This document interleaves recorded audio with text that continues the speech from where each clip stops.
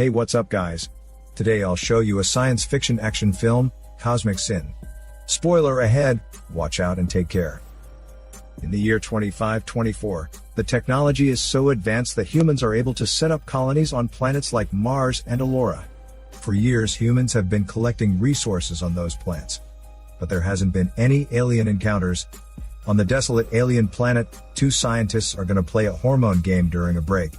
Suddenly, the female scientist hears some movement outside, and sees there is a spaceship landing nearby on the monitor. Her boyfriend thinks it doesn't make sense, because except for the two, there are no other living things on this planet that could ever interrupt their hormone game. To ease the female scientist's concern, her boyfriend grabs a machine gun, goes outside and starts shooting into the darkness. He assures her that they are 100% absolutely alone. Her boyfriend goes out again, but never comes back. No matter how much she calls him, there is no response. The female scientist gets nervous and reports an alien encounter to the spaceship. Very soon, word spreads of an alien encounter back to Earth. A general is astonished to hear the news, as it is the first contact with aliens. Soon he gives orders and gathers the team up, including an old soldier called Ford, who is at a bar brawling right at that time. During the fight, everyone pulls guns out and points them at each other. Right then the police arrive. They all put their guns back and leave as soon as they hear the sirens. However, the police are not coming here to stop the fight. They are here to offer Ford a job. Ford was dismissed from his duty for causing 70 million casualties, using the Q-bomb under the order of the Alliance. If he accepts the offer, he can get a reinstatement. It appears the Alliance is having some issues. At the headquarters, Ford meets his old acquaintance Dr. Goss. The meeting is a bit awkward, as Dr. Goss doesn't like Ford. Dr. Goss is very excited, for she thinks the first contact has a significant meaning. At least it shows humans are not alone in the universe. But Ford thinks differently, and hopes the Alliance can prepare some Q-bombs, in case the aliens are not friendly. As expected, a female engineer gets an emergent mission, to help the Alliance activate a Q-bomb.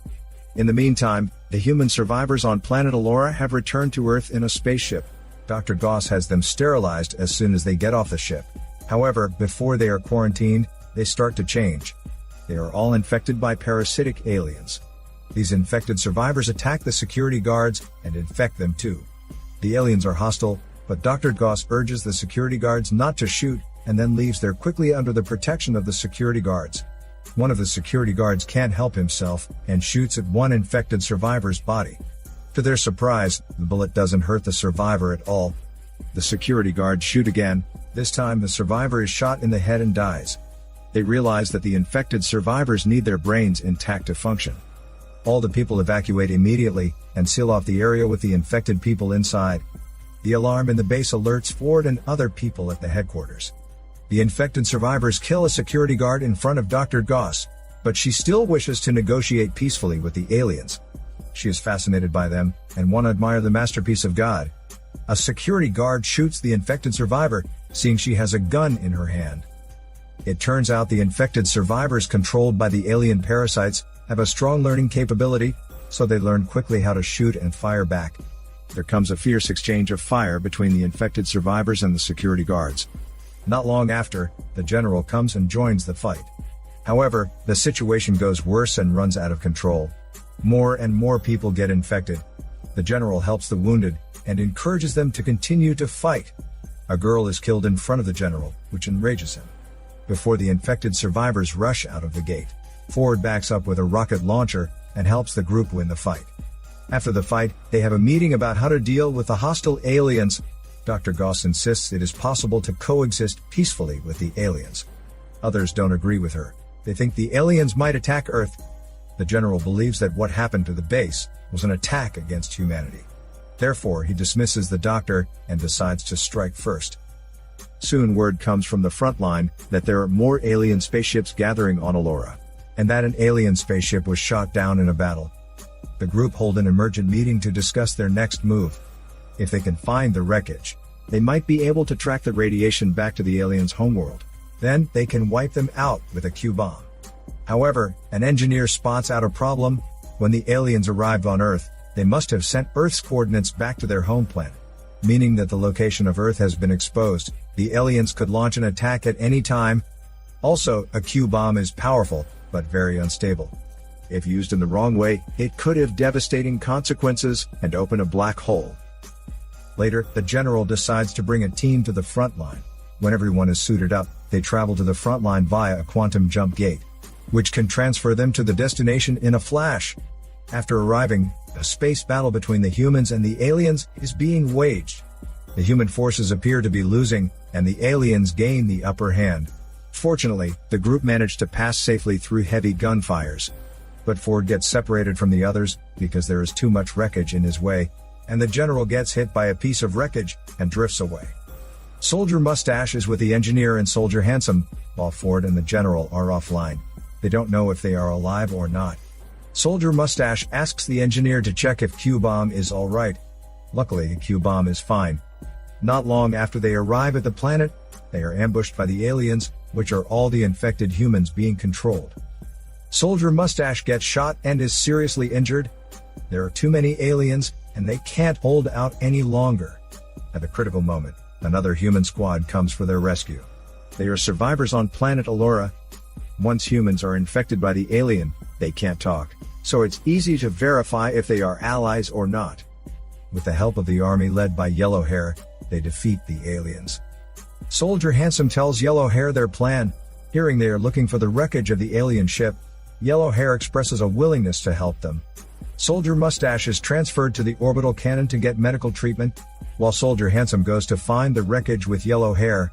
They search around, and very soon, Yellow Hair and Soldier Handsome find the crashed ship. Some aliens are in the middle of repairing it. Through testing, they confirm that the wreckage leaves a radioactive signature. When Soldier Handsome is about to send the coordinates, his equipment is interfered with by an alien signal. Yellow Hair suggests they don't do anything rash. It's better they go back to the orbital cannon first. It would be easier to get signal out there. On the other side, Ford also lands on the planet safely, but because he has changed his tracks many times, he doesn't land in the same position as his teammates, who presume he is dead. Not long after his landing, he is captured by the aliens and is held captive in a cave. An alien is controlling his mind and wants him to join them. Before the alien succeeds, Ford is found and saved by Soldier Handsome and Yellow Hair. Then, they head to the Alliance outpost together. There, they learn how the aliens infect and control people. The aliens transfer parasites to humans through blood. Once the infection spreads, people will become the aliens' puppet and their army. Even at the orbital cannon, they can't send out the coordinates, because there is too much tachyon interference. They can't fire the Q-bomb, either. In the meantime, Soldier Mustache is weakening, and his condition is getting worse. Ford can't bear to see him suffering, so he euthanizes Soldier Mustache. The engineer suggests going into orbit to fire the Q-bomb. But they are not able to get into orbit with the tachyon interference. While they are discussing what to do, they see the aliens have built a stable space gate in orbit. The aliens' intention is obvious. They want to send an army to Earth, which is the easiest way to wipe out humankind. Ford comes up with an idea that they could fire the Q-bomb to blast the space gate and the alien enemy. But in that way, the explosion from the Q-bomb will create a black hole. Everything on the planet Ellora will be sucked into the black hole. To save Earth, Ford decides to get the orbital cannon back online, so they can fire the Q-bomb and collapse the space gate. Just before they take action, the engineer receives a signal sent by the general, whose suit was damaged and remains in space. Having known Ford's plan, the general volunteers to help detonate the space gate. He asks the engineer to fire the Q-bomb through the space gate to destroy the enemy on the other side. He will destroy the space gate with the explosives on him, so that a black hole will not be created in this way. He also requests the engineer not to tell the others. In the meantime, Ford and his team are preparing themselves, as the aliens could attack the outpost at any time. When the aliens arrive at the outpost, they see that Dr. Goss has been infected, and has become the leader of the alien army. From Dr. Goss, they learn that the aliens are a warlike species. They are born to be invasive. Dr. Goss persuades Ford to surrender, but Ford refuses. Dr. Goss leads the infected human attack on the outpost. Then, both sides fall into a fierce fight. Yellow Hair shoots the aliens from an elevated position. The human soldiers are holed up inside the outpost, and losing the fight. After a while, when Dr. Goss flies back to the space gate to organize the main forces, Ford clings to her ship and follows her. Later, the aliens' main forces begin to pass through the gate, but the general still hasn't detonated the bomb to destroy it. The engineer can't wait any longer, so she launches the Q-bomb. To everyone's surprise, Dr. Goss intercepts the Q-bomb with an energy shield. Seeing that, Ford comes forward and hits Dr. Goss. Because of that, the balance of the energy shield collapses, which finally allows the Q-bomb to pass through the gate. Right then, with a deadly blow, Ford sends the Q-bomb and Dr. Goss into the transfer tunnel, while he himself is bounced back to planet Ellora by its blast wave. In the meantime, there's something wrong with the General's self-destruct device, so he gives his coordinates to the engineer and asks her to fire another bomb at him. Together with the explosives he is carrying, he can destroy the space gate. The General is Soldier Handsome's father. He doesn't want to see his father sacrifice himself, but for the humans' future, he presses the launch button.